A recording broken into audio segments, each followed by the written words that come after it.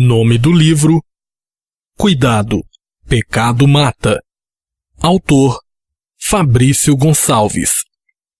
Descrição de capa. Capa de fundo embaçado, mostrando um céu nublado. Uma tela de proteção ocupa toda a imagem. No centro, afixado na tela, uma placa em preto e amarelo com as seguintes inscrições: em amarelo, cuidado.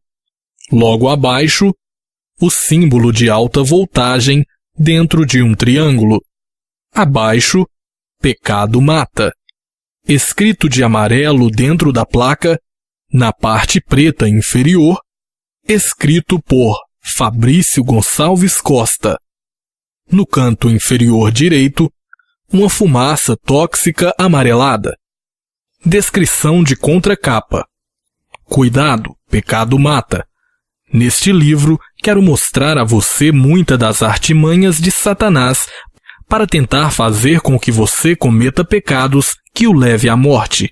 Apresentarei as principais consequências causadas pelo pecado e as orientações bíblicas para que você esteja sempre atento e não caia nas armadilhas do pecado. Com base no texto de João 8:32, e conhecereis a verdade e a verdade vos libertará, quero apresentar a você hoje verdades que a palavra de Deus nos traz para mantermos uma vida santa, longe do pecado. Tenho certeza que ao conhecer estas verdades inspiradas por Deus em sua palavra, você se policiará cada vez mais. Mergulhe nessa leitura e seja liberto pelo poder da palavra de Deus, em nome de Jesus. No canto inferior esquerdo, a foto do autor. Ao lado, Fabrício Gonçalves Costa. Abaixo, bim.fabricio@hotmail.com. Ainda mais abaixo, 33 98830 1300. No canto inferior direito, copyright Santa Maria do Salto, Minas Gerais, setembro de 2016. Cuidado, pecado mata. Direitos reservados, 2016, a Fabrício Gonçalves Costa. Primeira edição, setembro de 2016. Capa: Fabrício Gonçalves Costa. Revisão: Fernanda Mendes. Impressão: Gráfica Garcia. Todos os textos bíblicos foram extraídos das seguintes versões: ARC, Almeida Revista e Corrigida. NVI, Nova Versão Internacional. Categoria do livro: Religião Cristã Protestante. Fabrício Gonçalves Costa. 0 Operadora 33 98830 1300. E-mail: bim.fabricio@hotmail.com. Dedicatória. Dedico este livro a todas as pessoas que lutam para manter uma vida de santidade, sempre fugindo da aparência do mal. Espero que as palavras deste livro venham ser de grande proveito na sua caminhada cristã e lhe auxiliem em manter distância do pecado. Lembre-se sempre que Jesus venceu o pecado e a morte lá na cruz, e que nenhuma condenação há para os que estão nele. Índice: 1. Introdução, página 7. 2. A origem do pecado, página 11. 3. O pecado na terra, página 17. 4. As consequências do pecado, página 25. 5. Os propósitos do pecado, página 33.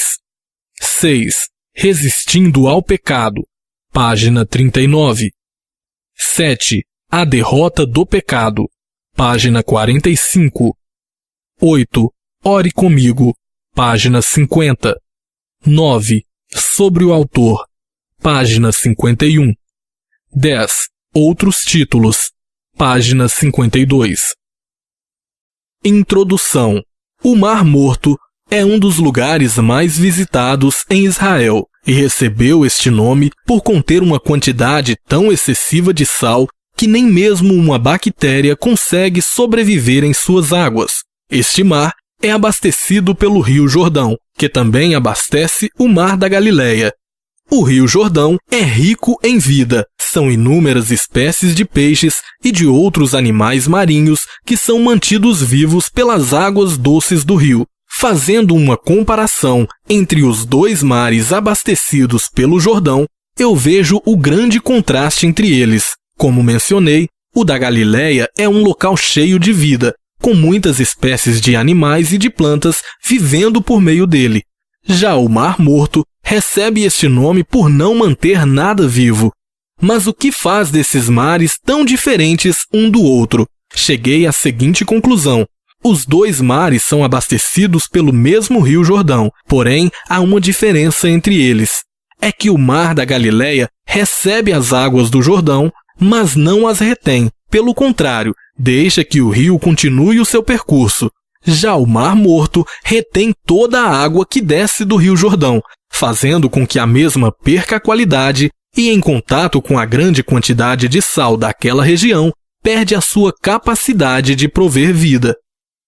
Esta é apenas uma ilustração para que você entenda o propósito do pecado em nossas vidas.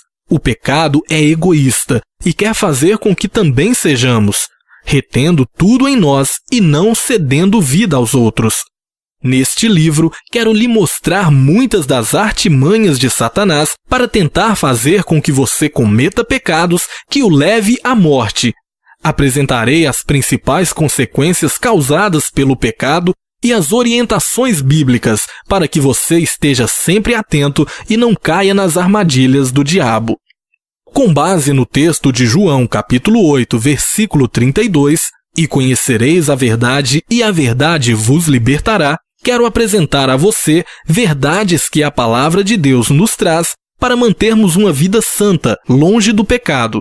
Tenho certeza que ao conhecer estas verdades inspiradas por Deus em sua palavra, você se policiará cada vez mais. Mergulhe nessa leitura e seja liberto pelo poder da palavra de Deus, em nome de Jesus. Capítulo 1. A origem do pecado. Para entendermos o que é pecado e como nos precaver dele, precisamos primeiro entender onde ele surgiu e o que foi feito para que ele tivesse sua origem. Isso nos faz voltar antes mesmo do livro do Gênesis, antes da criação do homem. No céu, Deus criara um grande número de criaturas celestes, anjos, querubins, serafins, arcanjos, e estes seres espirituais ali habitavam com o Altíssimo. Dentre eles, um ser se destacava por sua beleza e por suas peculiaridades. Lúcifer, conhecido como o querubim ungido, era o mais belo de todos os anjos do céu, criado com a finalidade de adorar a Deus, assim como os demais anjos. O seu nome significa aquele que porta a luz, ou portador da luz. Alguns estudiosos afirmam que nele foram criados os sons de instrumentos para a adoração a Deus. Era grande, poderoso e ocupava uma posição de destaque entre os demais anjos.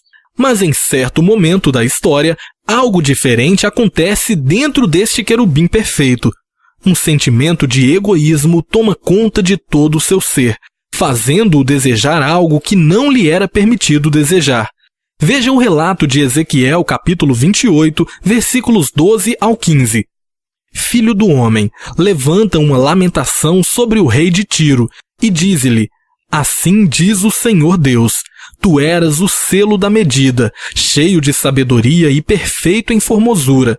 Estivestes no Éden, jardim de Deus. De toda a pedra preciosa era tua cobertura: sardônia, topázio, diamante, turquesa, ônix, jaspe, safira, carbúnculo, esmeralda e ouro. Em ti se faziam os teus tambores e os teus pífaros. No dia em que foste criado foram preparados. Tu eras o querubim ungido para cobrir.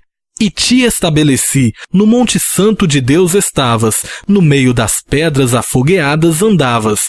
Perfeito eras nos teus caminhos, desde o dia em que foste criado, até que se achou iniquidade em ti.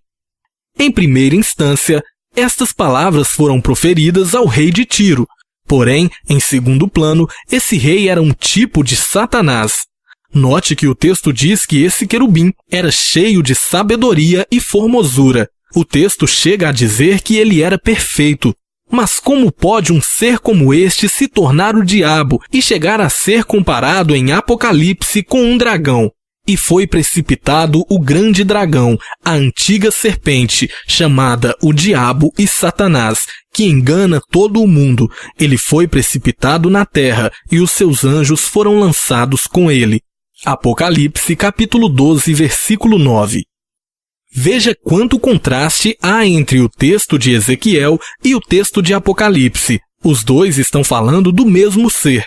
Lúcifer, o belo anjo de Deus, ao desenvolver dentro de si o pecado do egoísmo, tornou-se Diabo e Satanás, aquele que engana todo o mundo. Todo pecado provém do egoísmo, pois ele foi a fagulha inicial para o pecado no mundo. E por incrível que pareça, o primeiro pecado de todos aconteceu no céu, um lugar de santidade e amor. Veja como se deu. Como caíste desde o céu, ó Lúcifer, filho da alva, como foste cortado por terra. Tu que debilitavas as nações, e tu dizias no teu coração, eu subirei ao céu, acima das estrelas de Deus exaltarei o meu trono, e no monte da congregação me assentarei, aos lados do norte. Subirei sobre as alturas das nuvens, e serei semelhante ao Altíssimo. Isaías capítulo 14, versículos 12 ao 14. Lúcifer intentou em seu coração ser semelhante a Deus, e isso foi a causa de sua queda. Ao tentar tornar o seu desejo realidade, o mesmo foi atirado do céu para a terra, e disse-lhes, eu via Satanás como um raio cair do céu. Lucas capítulo 10, versículo 18. Agora, aqui na terra, caído, Satanás tenta de todas as formas acabar com a raça humana criada por Deus à sua imagem e semelhança, coisa que ele jamais conseguiu ser. Capítulo 2. O pecado na terra. Sabemos que o pecado se originou no céu e que o egoísmo surgido dentro do coração de Lúcifer é a base de todo o pecado.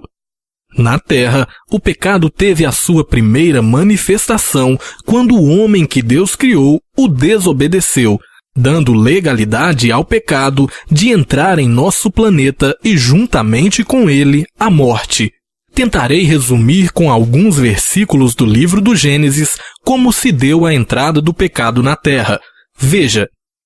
E criou Deus o homem, à sua imagem, a imagem de Deus o criou.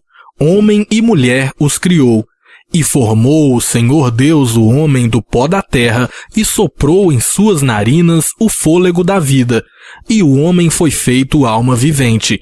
E plantou o Senhor Deus um jardim no Éden, do lado oriental, e pôs ali o homem que tinha formado. E tomou o Senhor Deus o homem e o pôs no jardim do Éden para o lavrar e o guardar. E ordenou o Senhor Deus ao homem, dizendo, de toda a árvore do jardim comerás livremente, mas da árvore do conhecimento do bem e do mal, dela não comerás, porque no dia em que dela comeres, certamente morrerás. E da costela que o Senhor Deus tomou do homem, formou uma mulher, e trouxe-a a Adão.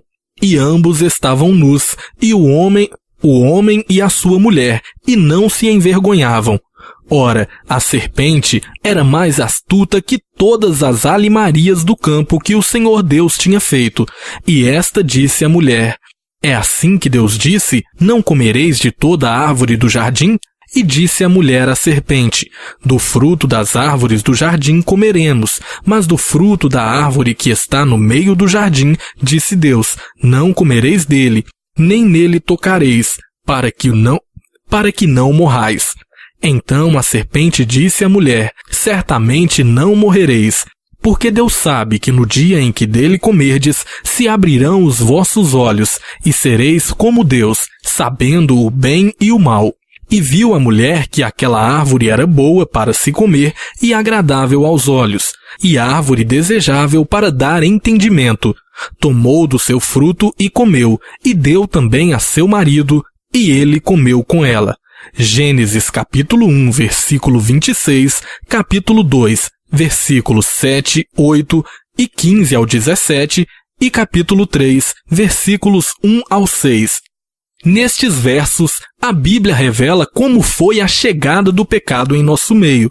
O diabo, agora inimigo de Deus, se encarnou em uma serpente e entrou em nosso planeta de uma maneira sagaz e ousada. Adão, o primeiro homem, já havia sido advertido por Deus para não comer e nem mesmo tocar no fruto da árvore do conhecimento do bem e do mal. E provavelmente deve ter compartilhado essa ordem com a sua companheira, pois quando Eva foi questionada pela serpente sobre a ordem de Deus, Eva a corrigiu dizendo que Deus disse que não poderiam nem tocar no fruto daquela árvore. Note que até neste ponto da história, o pecado não havia chegado até o coração de Eva. E foi neste exato momento que Satanás usou novamente o pecado do egoísmo para fazer com que Eva desobedecesse a Deus. Então a serpente disse à mulher: certamente não morrereis, porque Deus sabe que no dia em que dele comerdes, se abrirão os vossos olhos, e sereis como Deus, sabendo o bem e o mal. Com essas palavras, Satanás conseguiu colocar uma semente de egoísmo dentro do coração de Eva, pois dentro dela foi despertada a vontade de ser assim como Deus, conhecedora do bem e do mal. O diabo fez o ser humano cair exatamente no mesmo pecado em que ele caiu, o de querer ser igual a Deus em algo.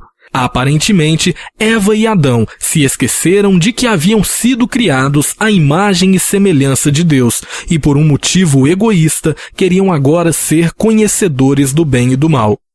Talvez você possa dizer, mas eles foram enganados. Sim, mas isso não faz deles menos culpados por terem desobedecido à ordem de Deus.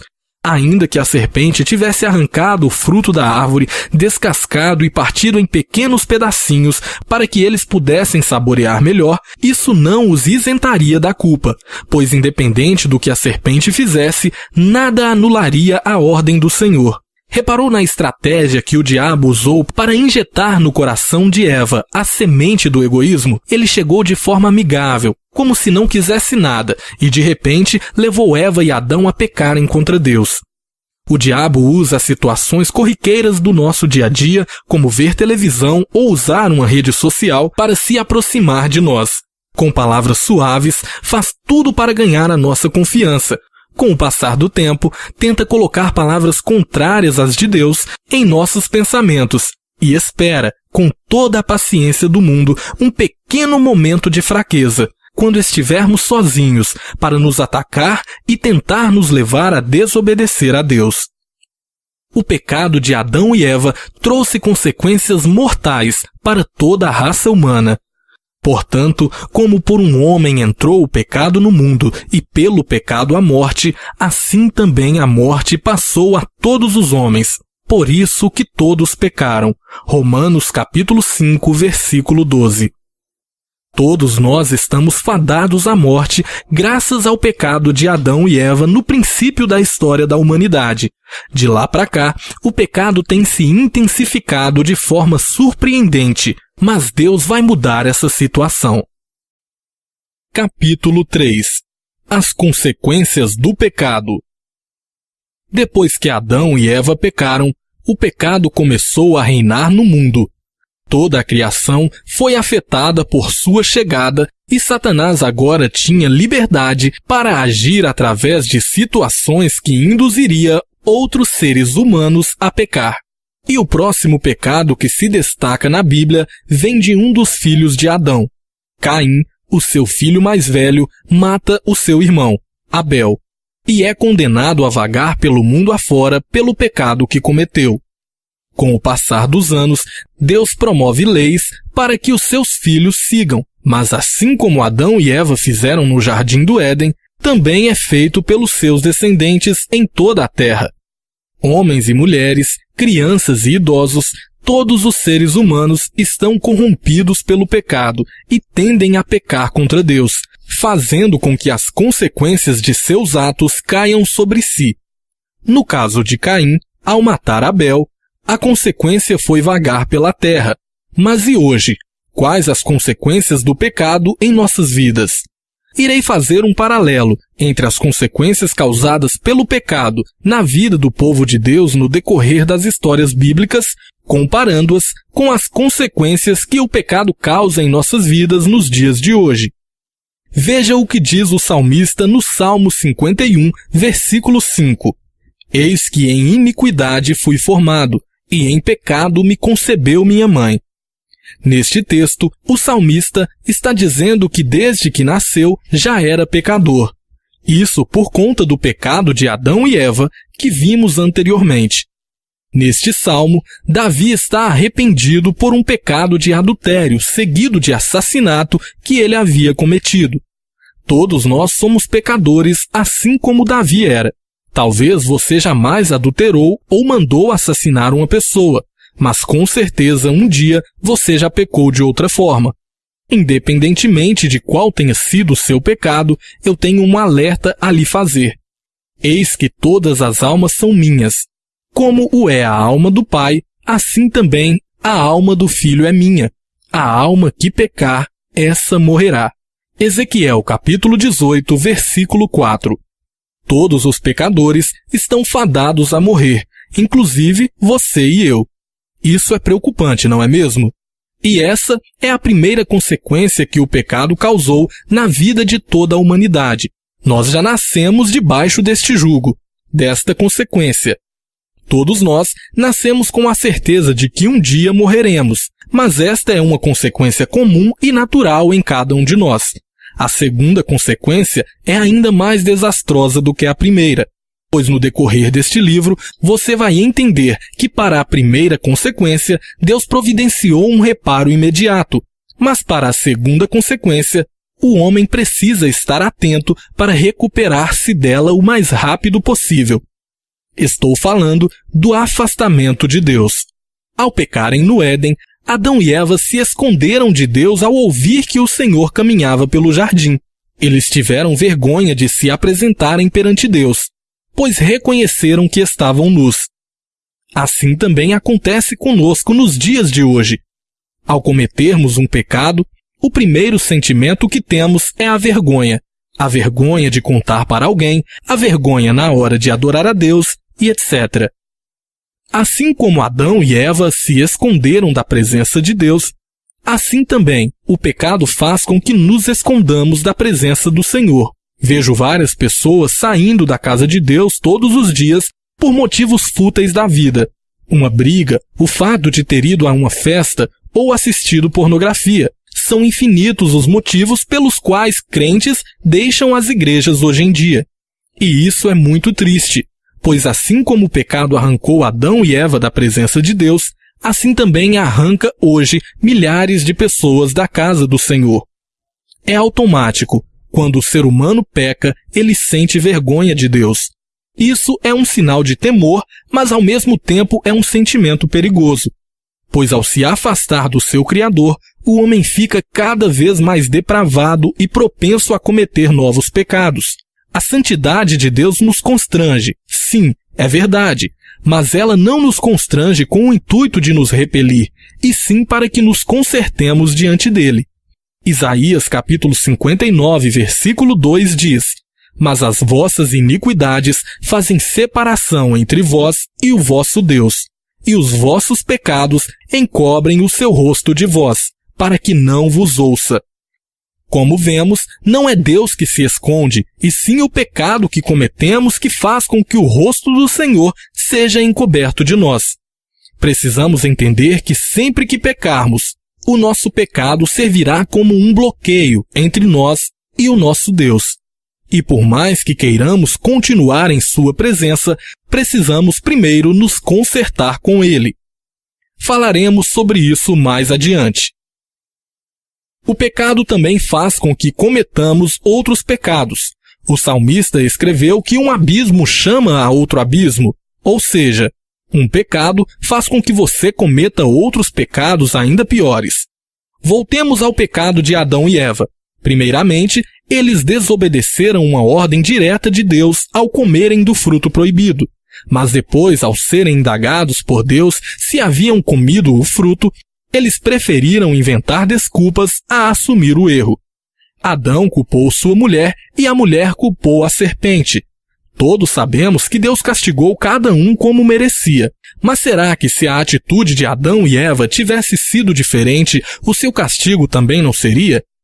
Eu creio que sim. Mas como um abismo chama a outro abismo, eles preferiram se desculpar em vez de assumir o erro. Diante disso, pense em todas as vezes que você se desculpou de algo de errado que cometeu diante de Deus. Você procurou justificativas por ter cometido tal pecado ou simplesmente o confessou, assumindo a responsabilidade e a culpa pelo ato? De todas as consequências causadas pelo pecado, essa que irei citar agora é a mais arrasadora de todas. Veja o que diz a parte A do verso 23 de Romanos capítulo 6. Pois o salário do pecado é a morte. Não, eu não estou repetindo uma das consequências. Deixe-me explicar. Quando citei a morte anteriormente, estava me referindo apenas à morte do corpo, a qual chegará a todo ser vivo. Mas a morte que me refiro neste momento é a morte espiritual. A morte espiritual acontece quando o homem não confessa o seu pecado diante de Deus. Isso faz com que a sua vitalidade espiritual esteja cada vez mais prejudicada. Um exemplo claro de morte espiritual que vemos na Bíblia é a própria história de Lúcifer. O seu primeiro pecado foi tentar ser semelhante a Deus, mas com o passar do tempo, ele se tornou o inimigo de tudo que é de Deus. Capítulo 4. Os propósitos do pecado.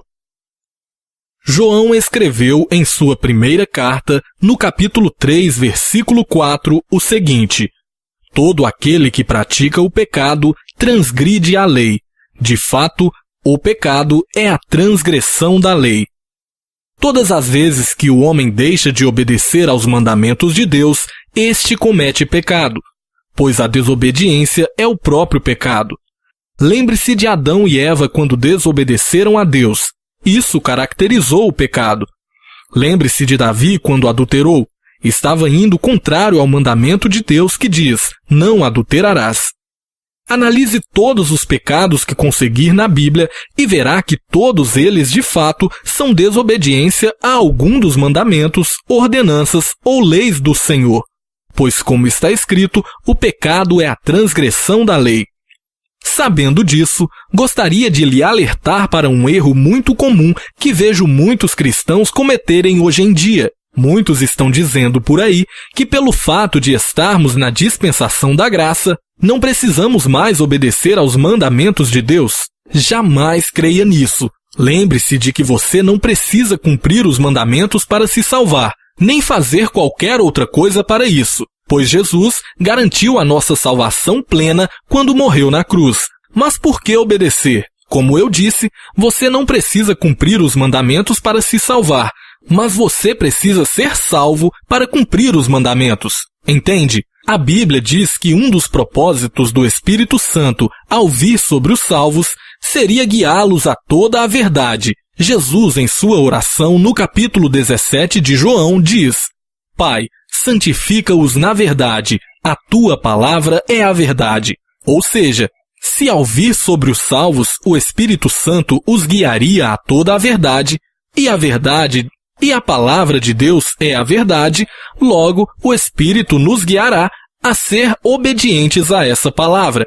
É claro que não precisamos cumprir todas as leis cerimoniais do Antigo Testamento, entre outros mandamentos que eram para um certo tempo da história do povo de Deus. Mas todos os mandamentos que compõem o caráter e a moral de Deus devem ser observados ainda hoje.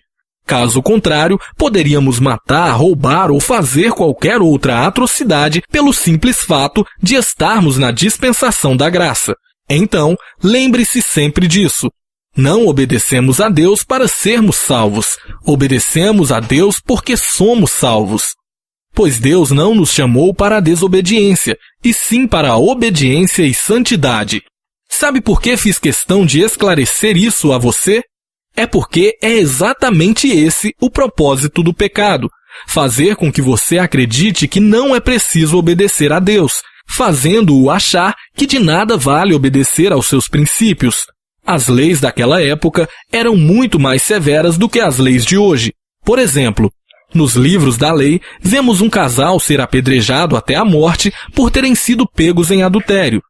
Essa punição tão cruel tinha um propósito: fazer com que os demais homens e mulheres temessem cometer o adultério, pois poderiam ser castigados da mesma forma, e isso fazia com que o povo temesse pecar.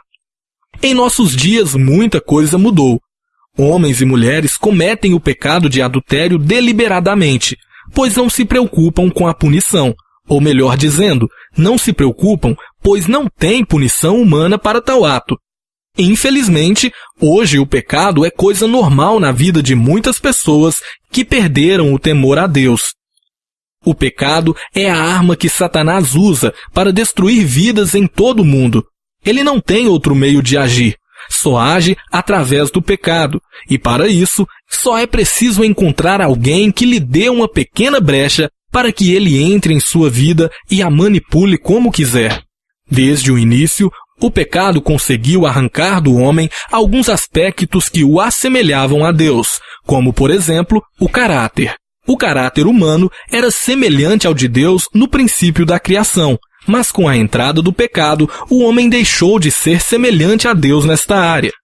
Outro aspecto de semelhança a Deus que o pecado arrancou do homem por um período de tempo foi a vida eterna.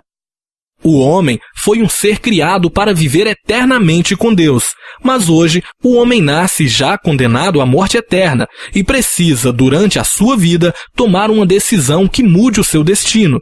Falaremos dessa decisão mais adiante. O importante é sabermos que o principal propósito do pecado é nos afastar de Deus para que morramos eternamente.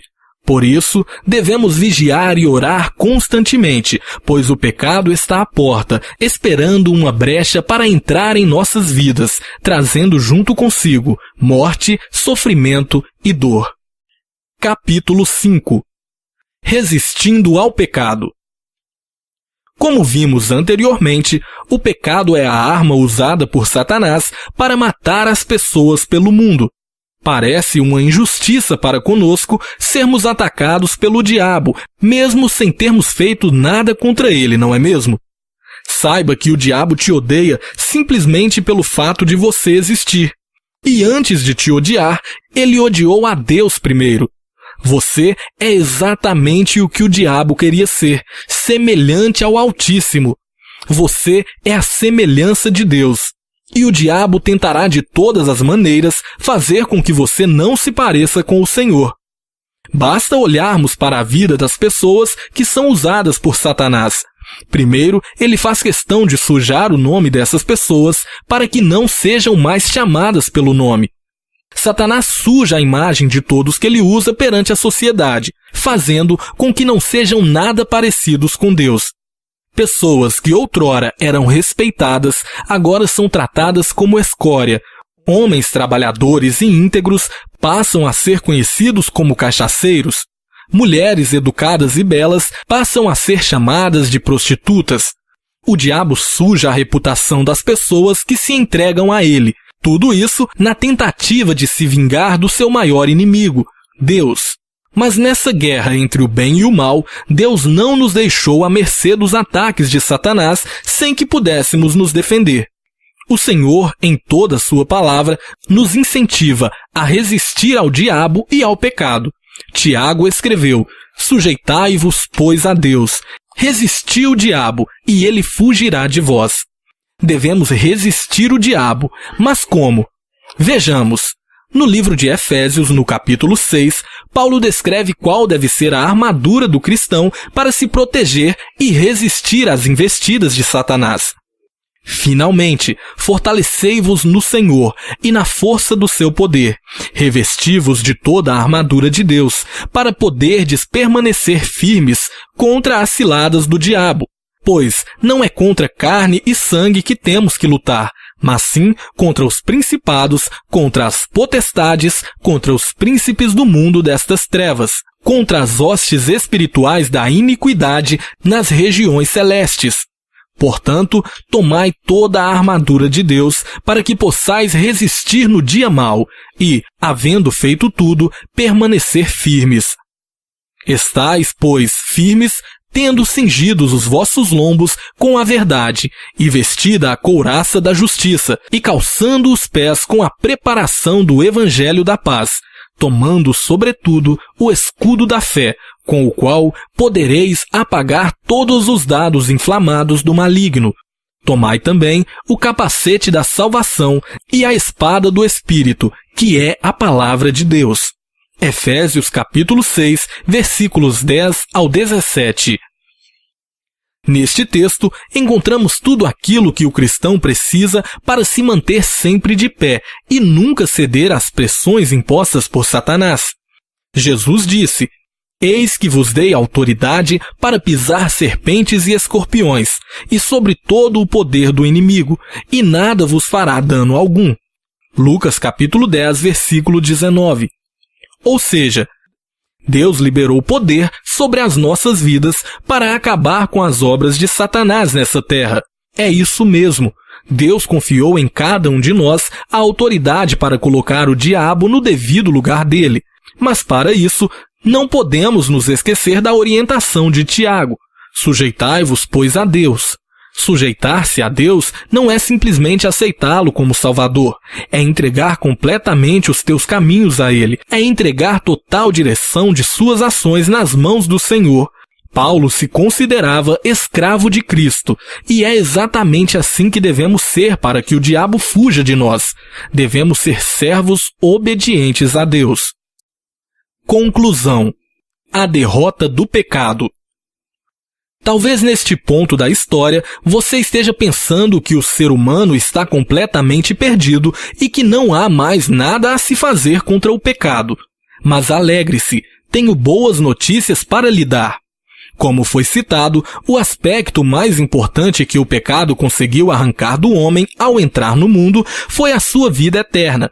Mas algo tremendo aconteceu assim que Adão e Eva cometeram aquele pecado no jardim.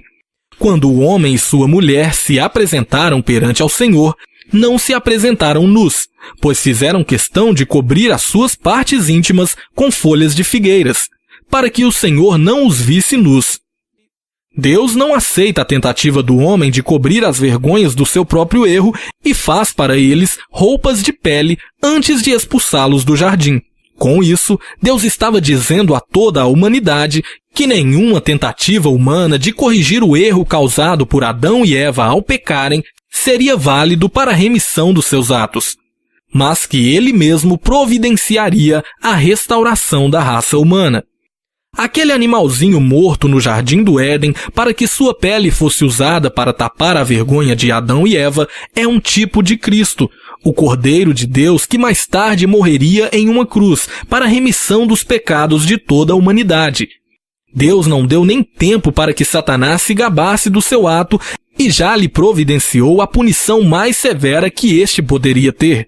Veja o que Deus disse à serpente ainda no Éden. Então o Senhor Deus disse à serpente: Porquanto fizeste isso, maldita serás tu dentre todos os animais domésticos, e dentre todos os animais do campo. Sobre o teu ventre andarás, e pó comerás todos os dias da tua vida. Porém, inimizade entre ti e a mulher, e entre a tua descendência e a sua descendência. Esta te ferirá a cabeça, e tu lhe ferirá o calcanhar. Jesus é o descendente da mulher que viria à terra para esmagar a cabeça de Satanás, e ele veio. Lembra-se do texto de Romanos, capítulo 6, versículo 23? Lembra-se que lemos apenas a parte A do versículo que dizia: o salário do pecado é a morte? Veja agora a parte B deste verso e entenda o que Cristo retomou para a humanidade ao morrer na cruz. Mas o dom gratuito de Deus é a vida eterna para os que estão em Cristo Jesus. É isso mesmo. Deus não permitiu que o pecado continuasse a reinar no mundo. Hoje, quem reina é Cristo. Ele reina na vida de quem o recebe. Ainda que o pecado cause tantas mortes em nossos dias, não precisa ser assim.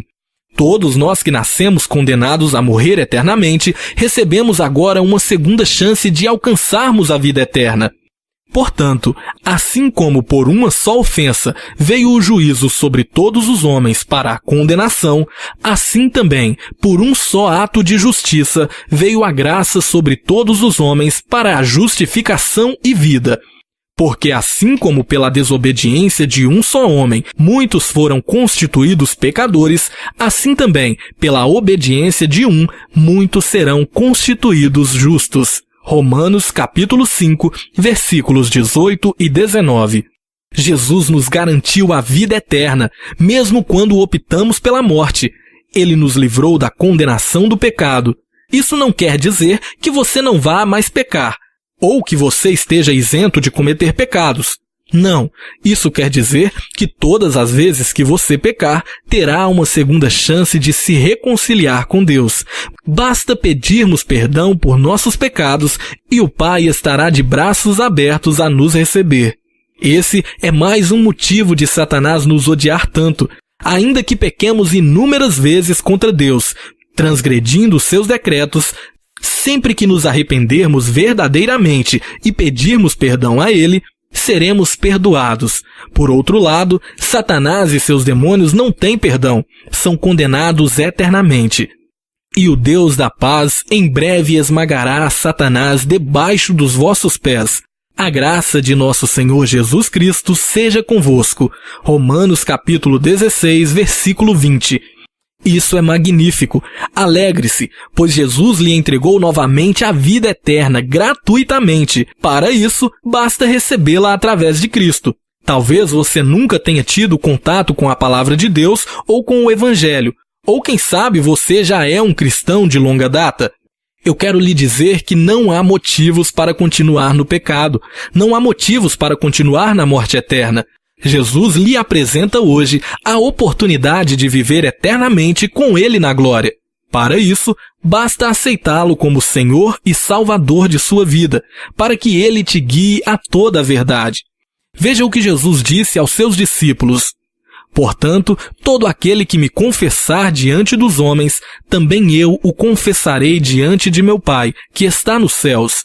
Mas qualquer que me negar diante dos homens, também eu o negarei diante do meu Pai, que está nos céus. Hoje, você tem a oportunidade de aceitar a Jesus em seu coração e seguir seus caminhos. Basta ler em voz alta e com sinceridade a seguinte oração. Ore comigo.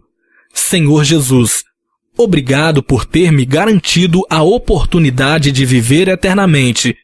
Reconheço que sou pecador e lhe peço encarecidamente que me aceites como teu filho, pois eu lhe aceito como meu Senhor e Salvador. Perdoe os meus pecados, livra-me dos ataques do diabo. Em teu nome eu oro. Amém. Sobre o autor. Fabrício Gonçalves nasceu em Belo Horizonte em 25 de fevereiro de 1992.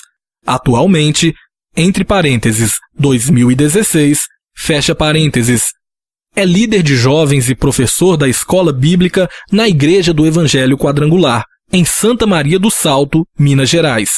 Se converteu ao Senhor Jesus no início de 2011 e é casado com Fernanda Rodrigues desde julho de 2012. Atualmente, está cursando teologia no Seminário Batista Nacional Nordeste Mineiro, entre parênteses, Sebanem, fecha parênteses. É integrante do Ministério Levanta e Anda, criado para fazer trabalhos sociais e espirituais em sua cidade e região. Tem como foco principal para a sua vida o ensino da Palavra de Deus, tanto escrevendo quanto pregando. Para maiores informações e compra de outros títulos, entre em contato 33988301300 ou por e-mail bim.fabricio@hotmail.com. Vou soletrar bim.fabricio@hotmail.com. Outros títulos. O Pastor e as Ovelhas. O livro O Pastor e as Ovelhas, de Fabrício Gonçalves Costa, apresenta qual a relação entre o pastor e as ovelhas do campo, lançando luz aos textos bíblicos em que somos comparados com esses dóceis animais. Lançamento 2016, páginas 74. A Origem da Verdade. O livro A Origem da Verdade, de Fabrício Gonçalves Costa, relata de forma detalhada todo o processo de criação, formação e confecção da Bíblia. Apresenta todas as etapas que a Palavra de Deus passou para chegar até nós. Ano de lançamento 2015, páginas 84. Administrando os Bens de Deus. O livro Administrando os Bens de Deus, de Fabrício Gonçalves Costa, apresenta princípios bíblicos indispensáveis na vida de todos aqueles que buscam a prosperidade da maneira que Deus aprova. Ano de lançamento 2015. Páginas 64. Somos Luz. O livro Somos Luz, de Fabrício Gonçalves Costa, revela o real sentido das palavras de Jesus quando comparou os seus discípulos com a luz do mundo. Com uma leitura simples e jovial, esse livro mudará a sua vida e lhe mostrará a importância de sermos luz em meio às trevas. Ano de lançamento 2016, páginas 52. Este audiolivro foi gravado por Fabrício Gonçalves no estúdio Divulga Áudio Produções em Santa Maria do Salto, no dia 22 de dezembro de 2016. Para maiores informações e outros livros, entre em contato pelo telefone 0 operadora 33 98830 1300. Curta nossas páginas na web www.levantaianda.com. Para mais audiolivros, acesse www.tudodebommermo.blogspot.com.br.